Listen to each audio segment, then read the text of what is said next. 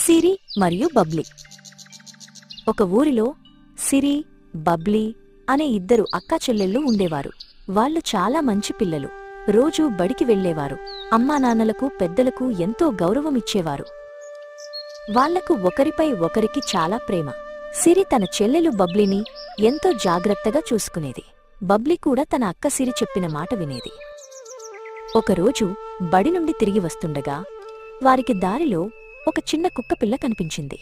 అది కాలుకు దెబ్బ తగిలి నడవలేక బాధగా అరుస్తోంది. సిరి, బబ్లీలకు దాన్ని చూసి చాలా జాలివేసింది. పాపం, దీనికి దెబ్బ తగిలింది, మనం దీనికి సహాయం చేద్దాం అంది సిరి. బబ్లీ కూడా అవునక్కా అని తలూపింది. ఇద్దరూ కలిసి ఆ కుక్కపిల్లను జాగ్రత్తగా తమ ఇంటికి తీసుకువచ్చారు. దానికి కొంచెం పాలు తాగించి గాయానికి మందు రాశారు. వాళ్ళు దానికి చింటూ అని పేరు పెట్టారు. రోజూ చింటుతో ఆడుకునేవారు. చింటు కూడా వాళ్లతో చాలా ప్రేమగా ఉండేది. కొన్ని రోజులకు చింటు గాయం పూర్తిగా నయమయ్యింది.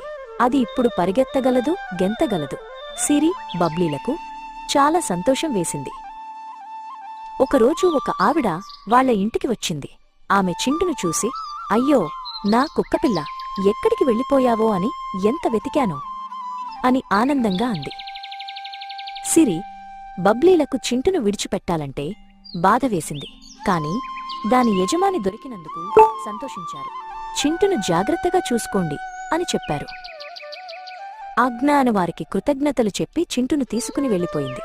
సిరి, బబ్లీలు ఒకరినొకరు పట్టుకుని మనమొక మంచి పని చేశాం అని సంతోషంగా అనుకున్నారు.